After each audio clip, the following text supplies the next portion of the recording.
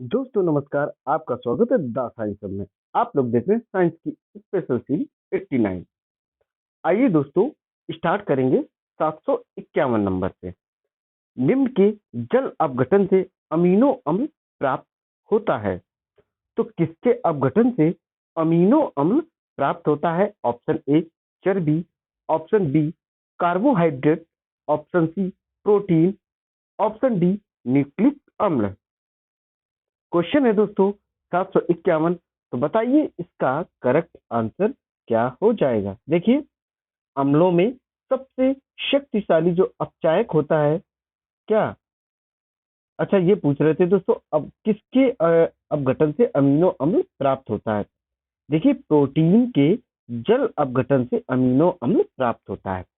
तो आप first of all ये समझें कि प्रोटीन हमें प्राप्त कहाँ से होता है। प्रोटीन हमें सभी प्रकार की दालों से प्राप्त होता है। अगर आपसे पूछा जाए मुख्यतः किससे प्राप्त होता है, तो यह सोयाबीन से प्राप्त होता है, और चिकन मटन से भी और फिश से भी प्राप्त होता है। लेकिन सबसे अधिक किस में होता है? तो सोयाबीन में होता है।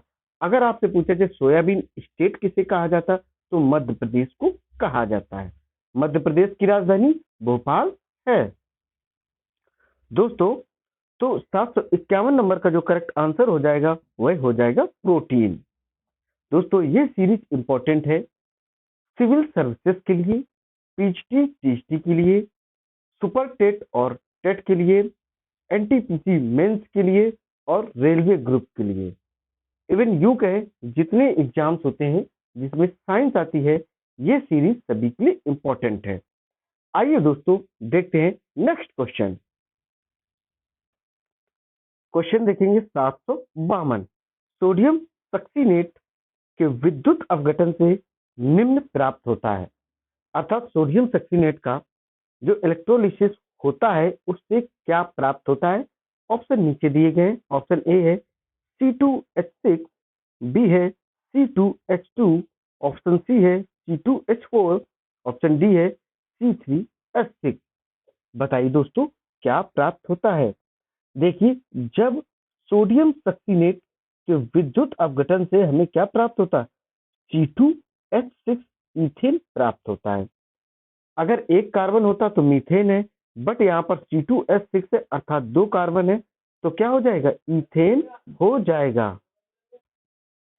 क्वेश्चन है अपना 752, इसका करेक्ट आंसर हो जाएगा ए नंबर C2H6। आइए नेक्स्ट क्वेश्चन देखते हैं। क्वेश्चन नंबर है 753। फेरिक हाइड्रोक्साइड कलिल, जिसको इंग्लिश में सोल कहते हैं, जमाने में निम्न में से कौन सा विद्युत अपघटक सबसे कम सहायक है? फिर से क्वेश्चन सुनिए। फेरिक हाइड्रोक्साइड कलिल को जमाने में निम्न में से कौन सा विद्युत अपघटक सबसे कम सहायक है? Option A KCl, option B K2SO4, option C K2CrO4, option D K3FeCN का होल 6। बताइए दोस्तों, इसका करेक्ट आंसर क्या हो जाएगा। देखिए दोस्तों, फेरिक हाइड्रोक्साइड कलिल को जमाने के लिए KCl विद्युत अपघटक सबसे कम सहायक है। बाकी तीन ज्यादा सहायक है, बट बात हो रही सबसे कम की, तो सबसे कम कौन सहायक है? ऑप्शन ए इसका करेक्ट आंसर हो जाएगा। अब देखें क्वेश्चन नंबर 754। थायोसल्फेट आयन का I2 से उपचयन करने पर निम्न प्राप्त होता है। क्या प्राप्त होता है? ऑप्शन देखिए SO3-2, ऑप्शन बी देखिए S4O6-2, ऑप्शन सी देखिए SO4-2, ऑप्शन डी देखिए H2O8-2। बताइए दोस्तों, इसका करेक्ट आंसर क्या हो जाएगा। थायोसल्फेट आयन का I2 से उपचयन होने पर या करने पर S4O6-2 प्राप्त होगा। अर्थात क्वेश्चन नंबर 754 का जो करेक्ट आंसर हो जाएगा डियर स्टूडेंट्स, वह हो जाएगा बी नंबर। अब देखें क्वेश्चन नंबर 755। फेलिंग विलियन व बेनिडिक्ट विलियन का ग्लूकोज द्वारा अपचयन होने पर निम्न प्राप्त होता है। क्या प्राप्त होता है? ऑप्शन ए देखें CuO, ऑप्शन बी देखें CU2O, ऑप्शन सी देखें CuCO2, ऑप्शन डी देखें, CuOH का होल ट्वाइस। तो फेलिंग विलियन व बेनिडिक्ट विलियन का ग्लूकोज द्वारा अपचयन होने पर क्या प्राप्त होता है दोस्तों? थोड़ा सा सोचिए और करेक्ट आंसर देने की कोशिश करें। तो दोस्तों यह प्राप्त होता Cu2O, अर्थात 755 का जो करेक्ट आंसर हो जाएगा डियर स्टूडेंट्स, वह हो जाएगा बी नंबर। क्वेश्चन देखेंगे 756।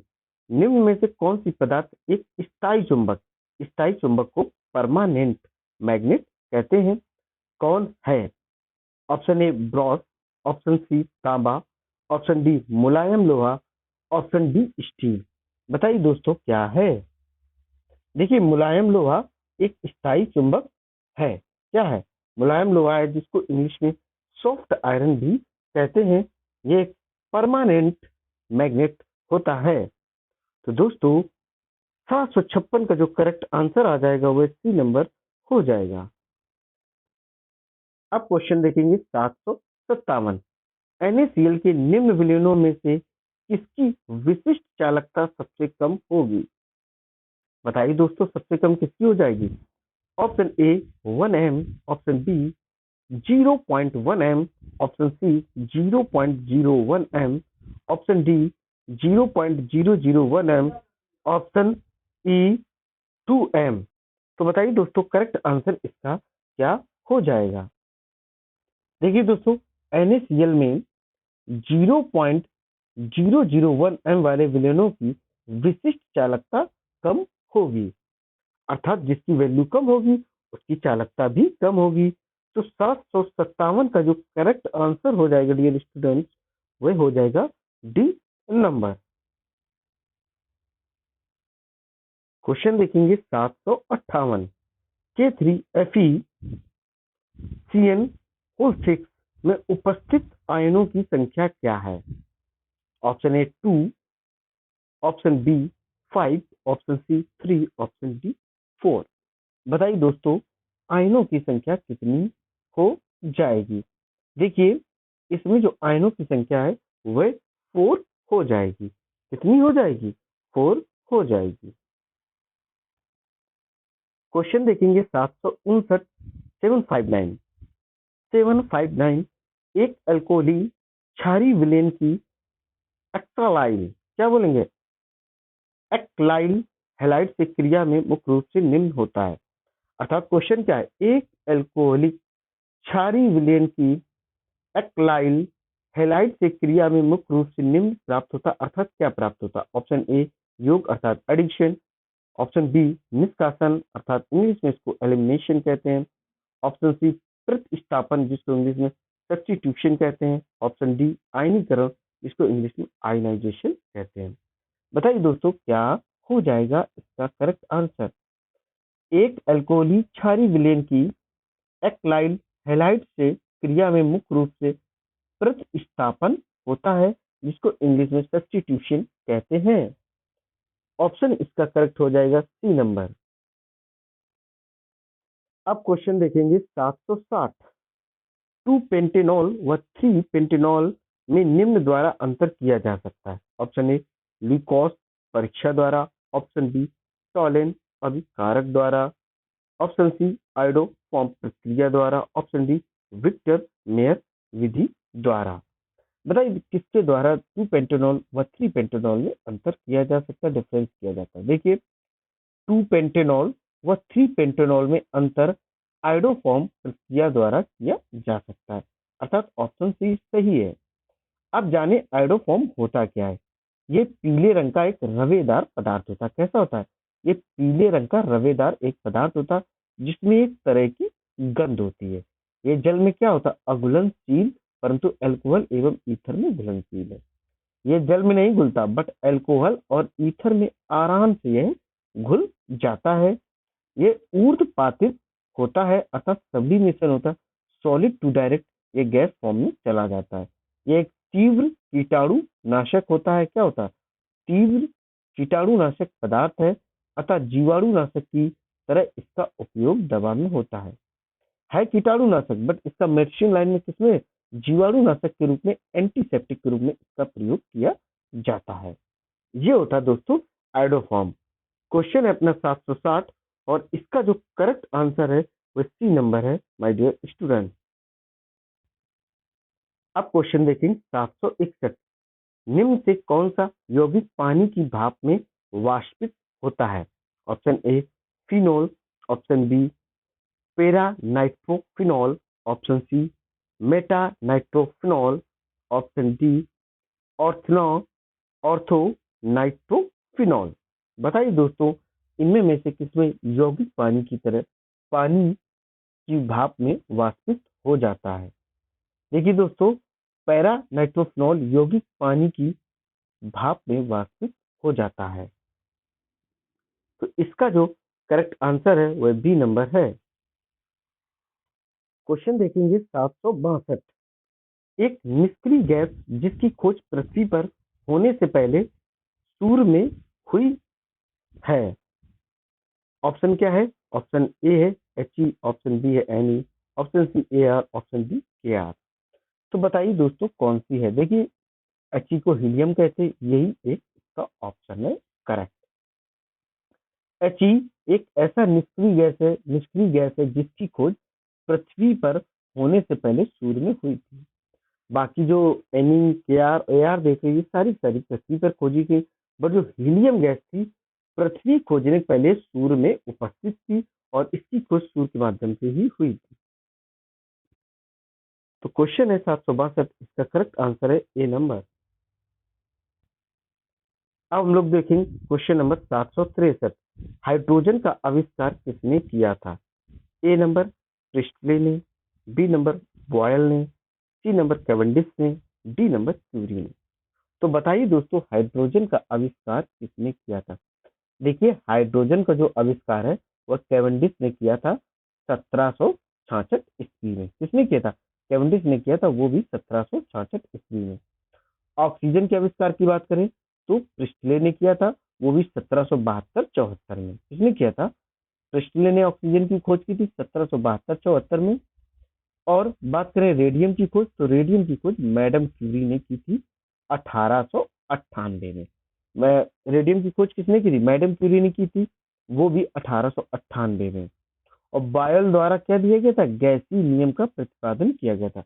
बॉयल गैसीय नियम का प्रतिपादन, मैडम क्यूरी ने रेडियम की खोज, प्रिस्टले ने ऑक्सीजन की खोज, कैवेंडिश ने हाइड्रोजन की आविष्कार। तो क्वेश्चन है 763 और इसका करेक्ट आंसर हो जाएगा सी नंबर कैवेंडिश।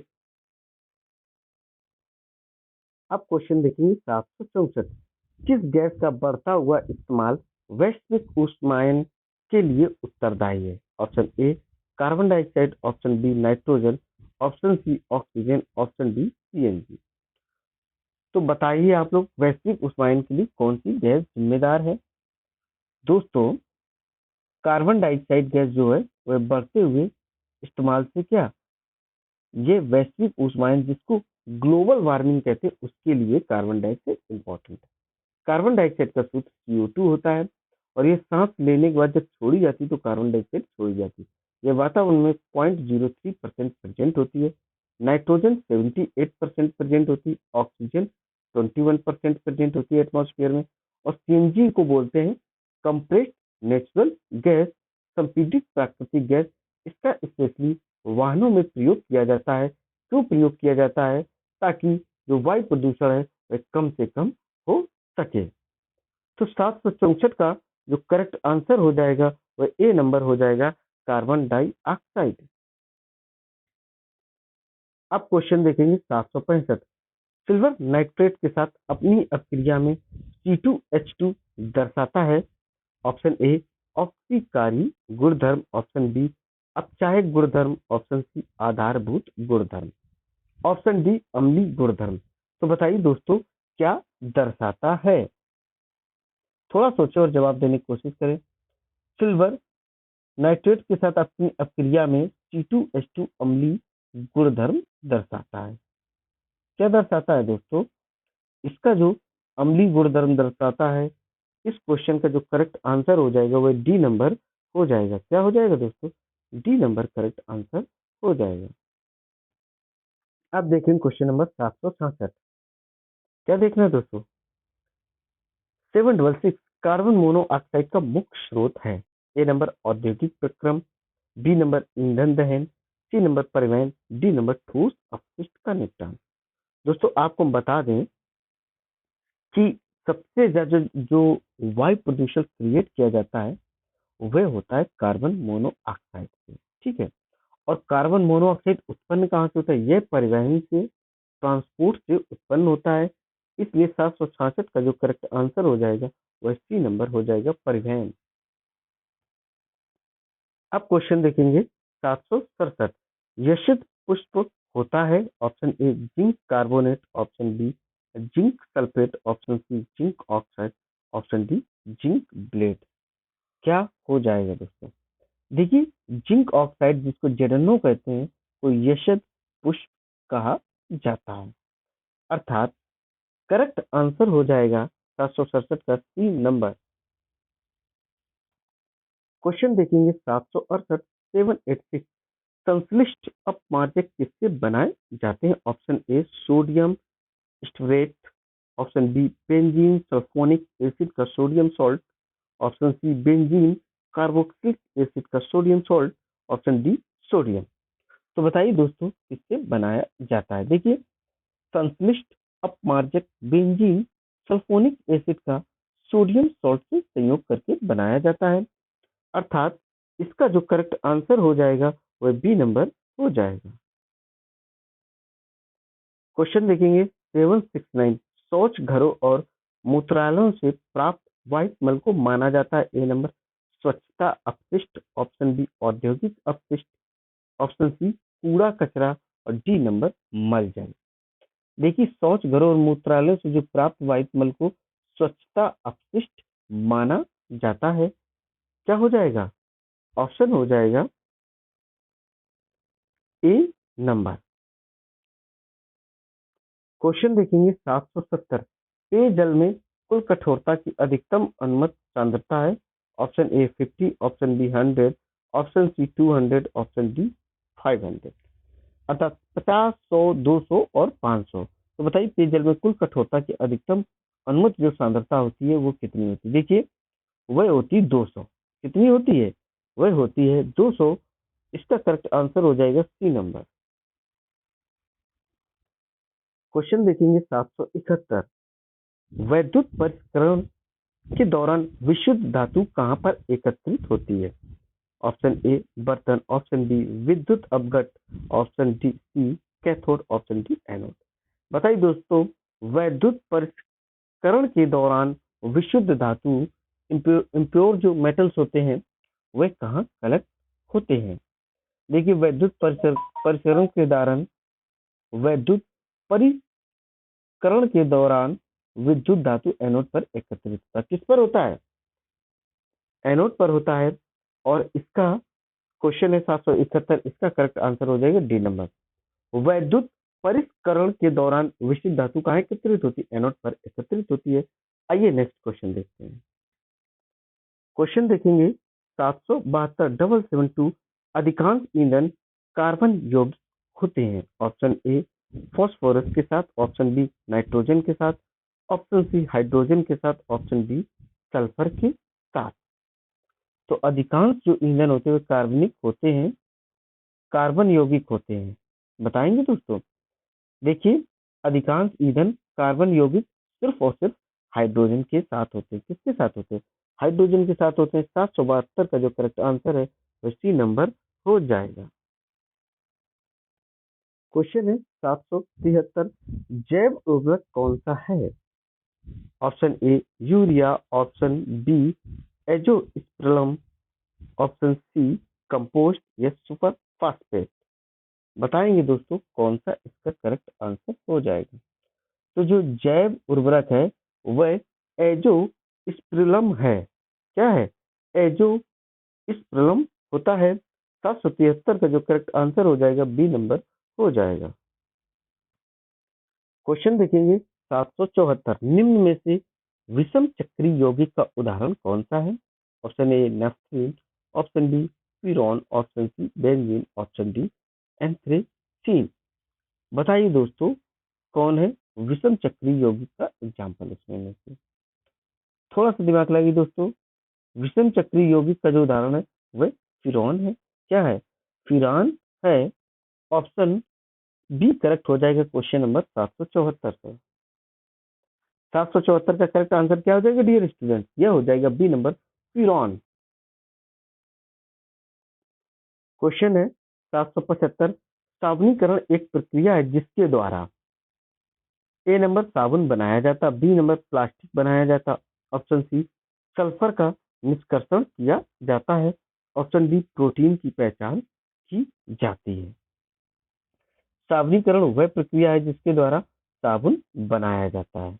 क्या होता है? साबुन बनाया जाता है। 775 का जो करेक्ट आंसर हो जाएगा वो ए नंबर हो जाएगा, साबुन बनाया जाता है। दोस्तों ये सीरीज यहीं पर कंप्लीट होती। उम्मीद है सीरीज आपको बेहद पसंद आई। इसी तरीके की जबरदस्त सीरीज आपको कंटिन्यू मिलती रहेगी। आपको करना क्या है? इस सीरीज को अधिक से अधिक लाइक करना है, शेयर करना है और मेरे चैनल को सब्सक्राइब करना। दोस्तों जय हिंद, जय भारत।